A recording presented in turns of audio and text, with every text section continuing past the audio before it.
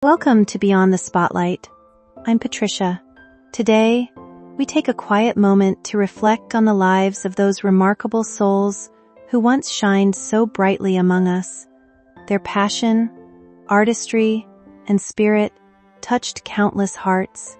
As we remember them, we celebrate the beauty they shared with the world, a legacy that will forever echo through time.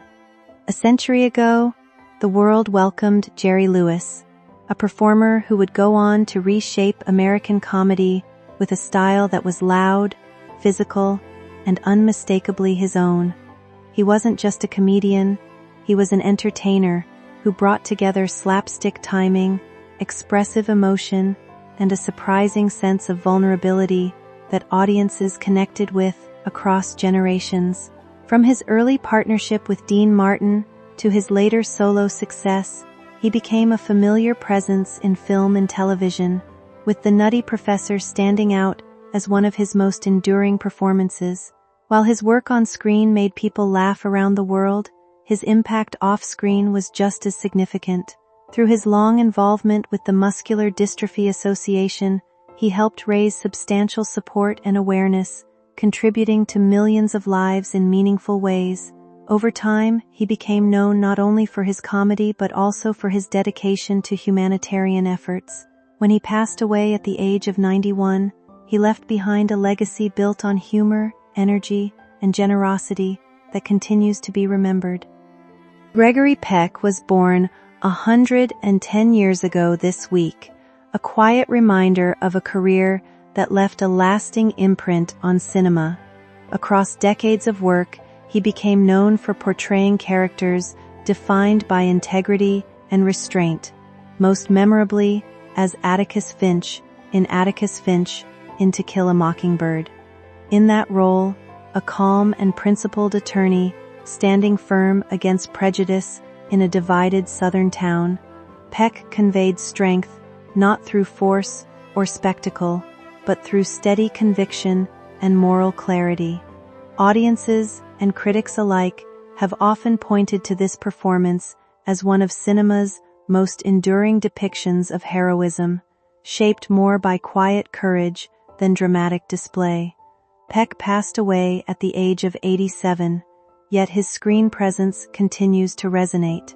Even today, his work feels relevant in conversations about justice, empathy, and human dignity. Some performances gradually fade with time, but this one continues to feel present, as if it is still gently reminding viewers of what integrity can look like under pressure. His legacy endures in modern discussions of ethical storytelling in film and character-driven narratives. About 10 years ago, the world lost Garry Shandling at the age of 66, a performer whose humor was quiet, yet deeply relatable. He had a unique ability to make people laugh while also reflecting the small insecurities and contradictions that most people carry but rarely express. His comedy never felt forced. Instead, it felt like an honest conversation about everyday life and human behavior.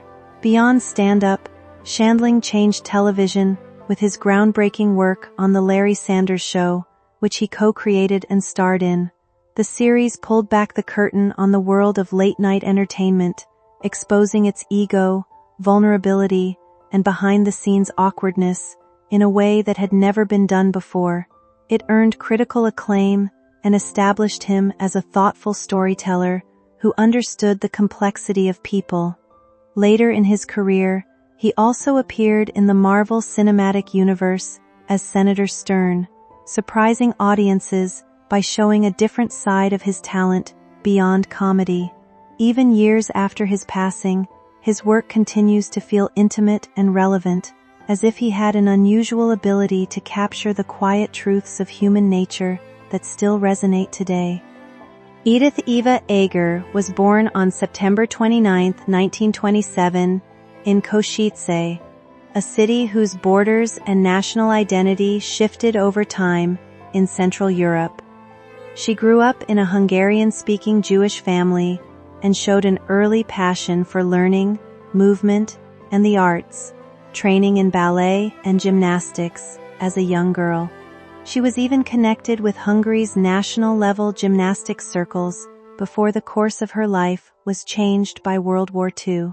During the war, she and her family were taken from their home and separated, and she survived the Holocaust alongside her sister under extreme hardship, eventually being liberated in 1945 by American forces. After the war, she returned briefly to her hometown before rebuilding her life and later emigrating to the United States with her husband in 1949. In America, she pursued psychology and became a respected clinical psychologist specializing in trauma and recovery, earning her PhD and later teaching and practicing in academic and clinical settings. Her books, including The Choice and The Gift, shared both her personal journey and her therapeutic insights, reaching readers around the world. Edith Eva Eger is reported to have passed away on April 27, 2026, at the age of 98, and she is remembered for her resilience, compassion, and lifelong work helping others heal from trauma. Christopher North, the founding keyboardist of Ambrosia, has died at the age of 75.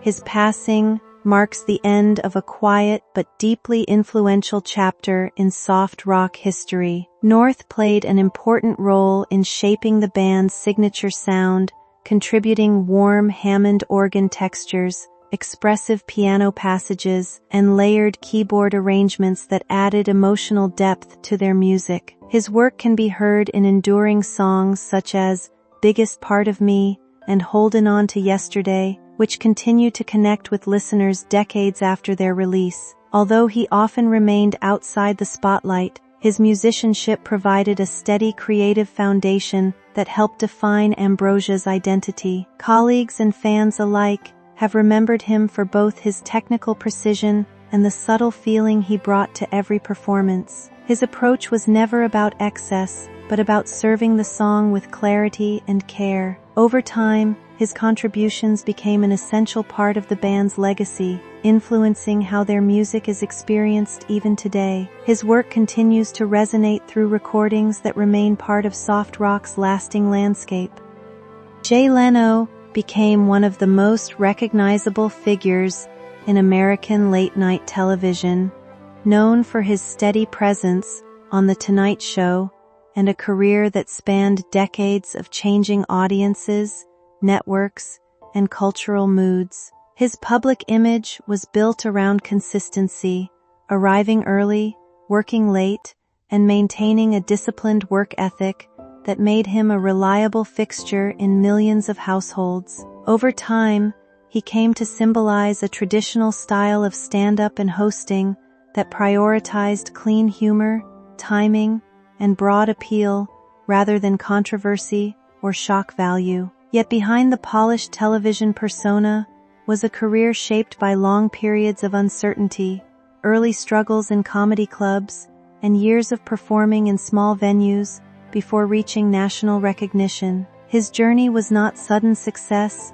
but gradual persistence, marked by constant touring and repeated appearances on late-night programs before eventually becoming a permanent presence in American entertainment. This story is not one of mythic perfection, but of endurance in a highly competitive industry, where visibility depends on constant performance. Leno's path reflects both the rewards and pressures of long-term success in television, where fame must be maintained nightly, rather than simply achieved once. Early foundations. Born in New Rochelle, New York, Jay Leno grew up in a working-class household that valued discipline and effort over comfort or luxury. His father worked in insurance, while his mother managed the home with quiet resilience, shaping a stable but modest environment. The family later moved to Andover, Massachusetts, where Leno spent most of his formative years alongside his older brother. From an early age, he faced academic challenges, particularly with reading and writing, later identified as dyslexia. Schoolwork required significantly more effort for him than for many of his peers, and he often struggled to keep pace in traditional classroom settings. Rather than becoming discouraged, he he gravitated toward humor as a way of easing social pressure and communicating in ways that felt more natural than written work. Comedy became a coping mechanism long before it became a career. Making classmates laugh provided a sense of control and acceptance in environments where he often felt misunderstood. These early experiences laid the foundation for his later stage presence, where timing, observation, and adaptability would become essential strengths. Family influence and work ethic. Leno's upbringing was strongly shaped by contrasting parental influences. His father's emphasis on discipline and responsibility, and his mother's encouragement and emotional steadiness. This combination created a framework where effort was expected and resilience was quietly reinforced rather than publicly praised. His father often stressed the importance of persistence, teaching him that progress came through repetition and consistency rather than talent alone. Meanwhile, his mother supported his creativity, allowing him to experiment with humor and imagination. This balance between structure and freedom played a key role in shaping his personality. Financial resources were limited, but the household maintained stability through routine and careful management. Leno learned early that comfort was something earned through work rather than assumed. This mindset followed him into adulthood, influencing how he approached both education and his early entertainment ambitions. These formative years did not suggest future fame, but they instilled habits that would later define his professional life, showing up consistently, working longer than required, and valuing reliability above all else in a competitive industry. Struggles in early career. After finishing high school, Leno attended Emerson College in Boston, where he studied speech therapy while quietly pursuing comedy. His academic path was practical, but his attention increasingly turned toward stand-up performance. Boston's comedy scene in the late 1960s and early 1970s became his training ground, though it offered little comfort or financial stability.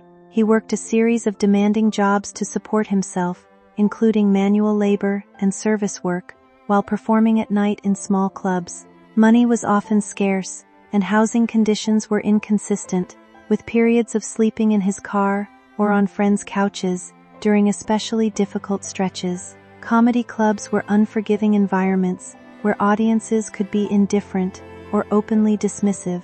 Early performances rarely guaranteed attention, let alone applause. However, these conditions forced him to refine timing, resilience, and audience awareness. Each difficult set became a lesson in reading rooms and adjusting delivery. Rather than discouraging him, these hardships reinforced his commitment to comedy. The combination of financial pressure and creative ambition created a persistence that would later become one of his defining professional traits.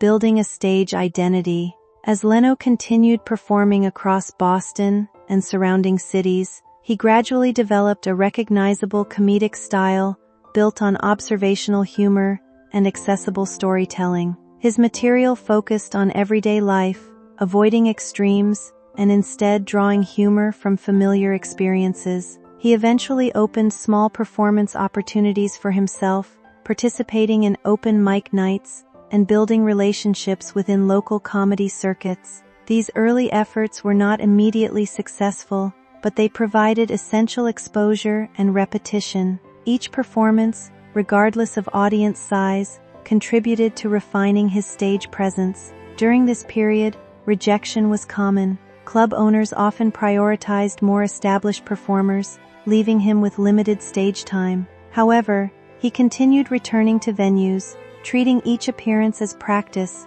rather than validation. Over time, consistency began to matter more than individual successes or failures. He learned to adjust pacing, recover from weak reactions, and maintain energy regardless of audience response. These skills would later prove essential in television, where performance must remain steady under constant public scrutiny. Breakthrough into television. Leno's entry into national television began with appearances on The Tonight Show, where he performed stand-up routines that gradually increased his visibility. These appearances marked a shift from local performer to nationally recognized comedian, though the transition remained gradual rather than sudden. His early interactions with established hosts and audiences demonstrated a strong ability to adapt material for broader viewers. Rather than relying on niche humor, he focused on widely relatable topics, which helped him connect with diverse audiences across the country.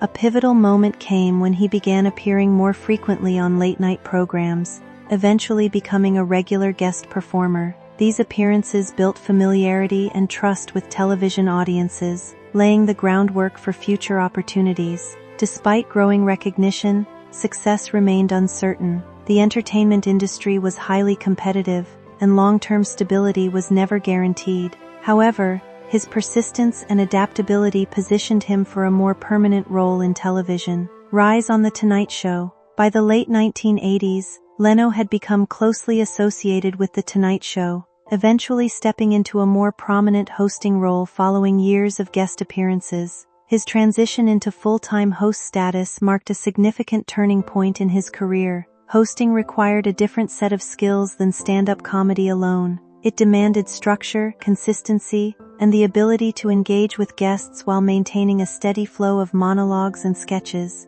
Leno's disciplined work habits allowed him to meet these demands effectively. His approach prioritized reliability. Episodes were delivered on schedule, monologues were carefully prepared, and performances maintained a consistent tone. This stability contributed to strong ratings and a loyal audience base. While his style was sometimes contrasted with more experimental late-night hosts, his success demonstrated the continued appeal of traditional formats. Over time, he became one of the most recognizable figures in American television. Peak years and industry pressure.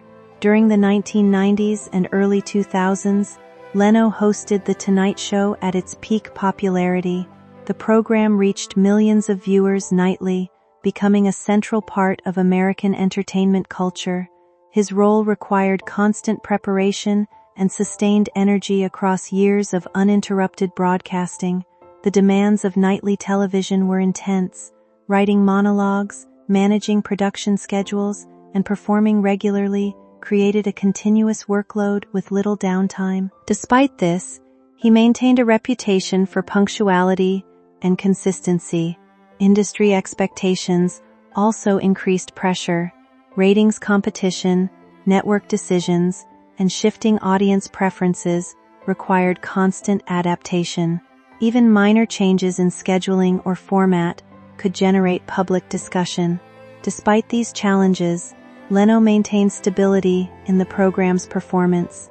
His ability to remain consistent under pressure became one of his defining professional traits.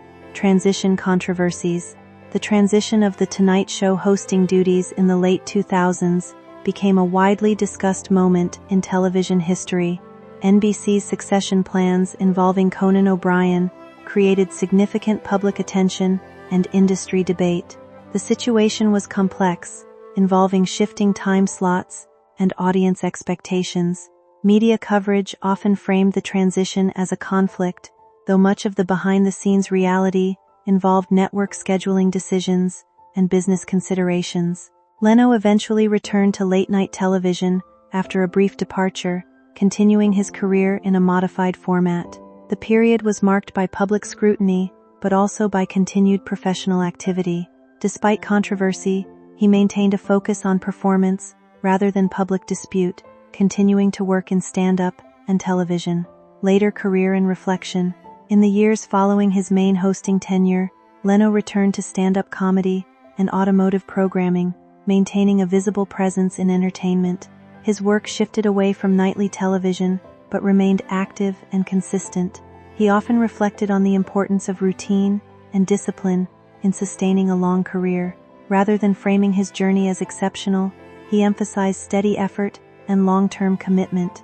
Public appearances and interviews highlighted his continued engagement with audiences, though in a less demanding format than earlier years. This period represented a transition from peak visibility to sustained professional presence.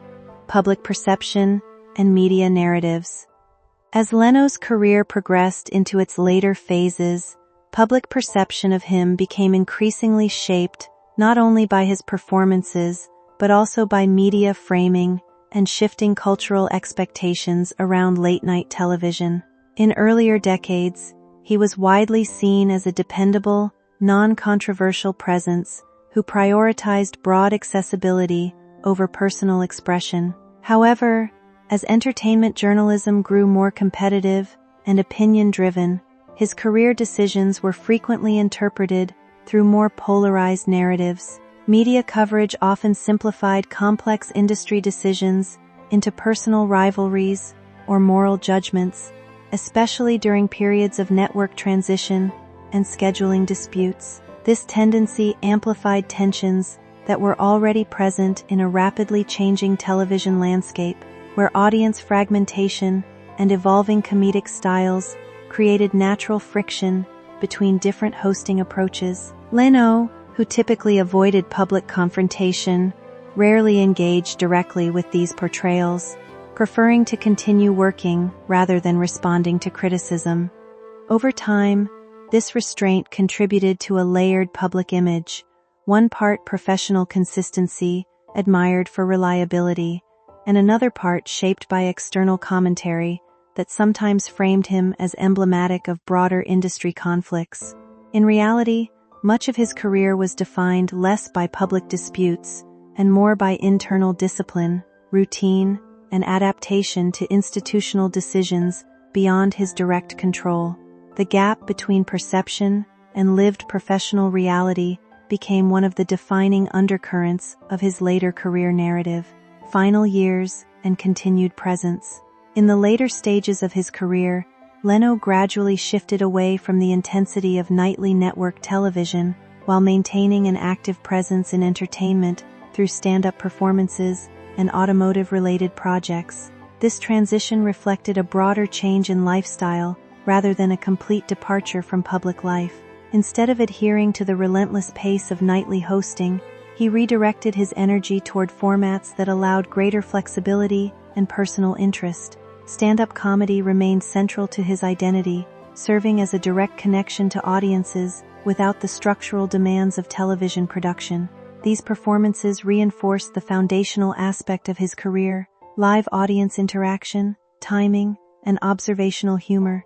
At the same time, his enthusiasm for automobiles and mechanical restoration became a parallel focus, offering a different creative outlet that contrasted with studio-based entertainment. Even outside of late-night television, he continued to be associated with professionalism and consistency. Appearances, interviews, and public engagements reflected a career that had not ended abruptly, but rather evolved into a different phase. Rather than retreating from public life, he maintained a selective but steady involvement in projects aligned with his interests and experience. Conclusion: persistence and legacy. Leno's career is best understood as a long-term progression rather than a series of sudden transformations. From early struggles with learning challenges and financial instability to decades of television hosting, his path was defined by persistence. He experienced both stability and controversy, success and criticism, all within a highly visible industry. Yet throughout these shifts, he maintained a consistent work ethic and continued performing across multiple decades. His legacy in entertainment reflects endurance in a demanding field, where longevity itself is a significant achievement. Rather than a single defining moment, his career is shaped by repeated effort over time, sustained through changing cultural and professional landscapes. In the broader history of American television, his presence remains associated with reliability, consistency, and long-term dedication to the craft of performance.